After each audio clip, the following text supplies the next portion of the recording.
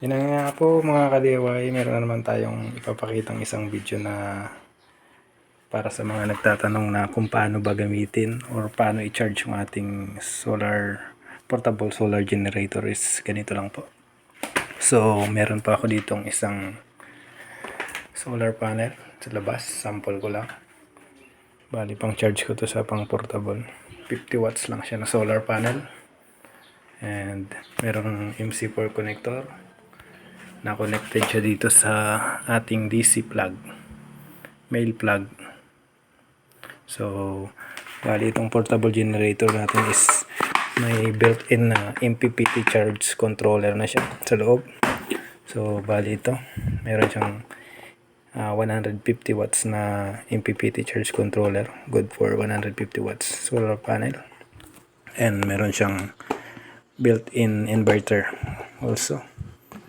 So, pag-charge ng ating solar generator is ganito lang po. So, bale, mayroon ako ditong saksakan para sa ating plug. So, pag sinaksak natin dyan is mag-open yung ating voltmeter. So, makikita mo kung ilang volts yung pinoproduce ng ating panel. So, ngayon is 16 hanggang 19 volts ang pinapalo niya. So pag inupin natin ng ating inverter, makikita natin yan dito kung ilang volts na. Bali mayroon siyang 13.3 volts. So, and also para naman kung wala kayong solar panel, meron tayong AC charger. Ganito. So meron akong AC charger. Tapos meron siyang adapter dito gilid, makita, meron siya dito gilid, saksakan. So bali sasaksak lang natin siya kapag halimbawa hindi maaraw, pwede tayo mag-charge sa AC. So saksak natin dyan, and then pag saksak natin dyan, sasaksak na natin siya sa AC outlet natin.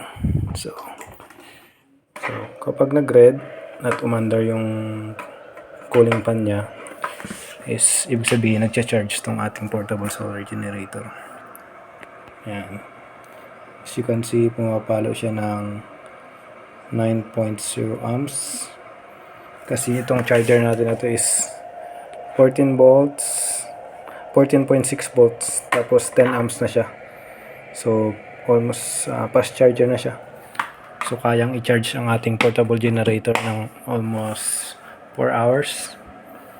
Kayang-kaya siyang i-full charge.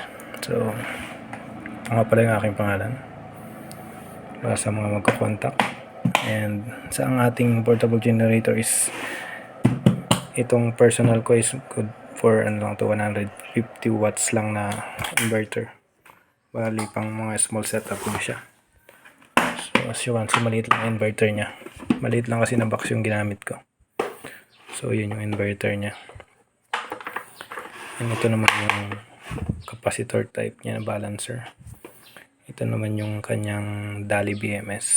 Bali meron lang siyang battery na 4S 8P or 4 na series and 8 na parallel. And also meron siyang built-in na para sa mga charging port, like sa ating charging sa cellphone, meron siya. And meron na siyang sariling voltmeter dito also. And may also DC output natin para sa mga banana plug. And meron naman siyang 12 volt socket dito. Yan, para sa mga ilaw and any 12 volt supply. And meron siyang also another 12 volt pang banana plug. And yun na nga, meron din tayo dito isang built-in na DIY na charge controller or adjustable charger natin. So pwede siyang gamitin sa ating panel or AC. So ayan. So pwede natin siyang iset ng, try natin gamitin ito, iset natin ng 14.6 14.6 para magamit natin siya dito.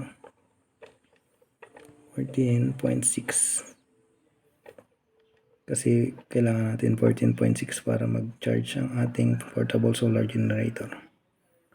Yan, 14.6. 14.5 na. Yan, 14.6. And meron also tayong adapter dito. Bali, connected yan siya sa ating solar panel na 50 watts. So, ganito lang din. Pwede na natin siya isaksak dito sa ating DC plug. So, pag sinaksak natin siya, papalo siya, makikita mo kung ilang amps yung kinakarga niya sa battery. So, bali, charging siya ngayon. 0.23 amps lang yung pumapasok sa kanya.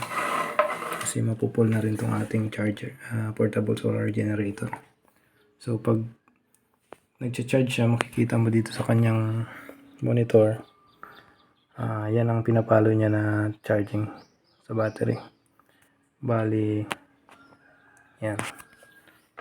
As you can see, naka-on pala yung ating yan.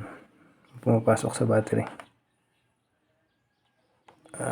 284 milliamps. Tapos, 3.80 watts lang. So, mababa lang yung pinapasok ng current.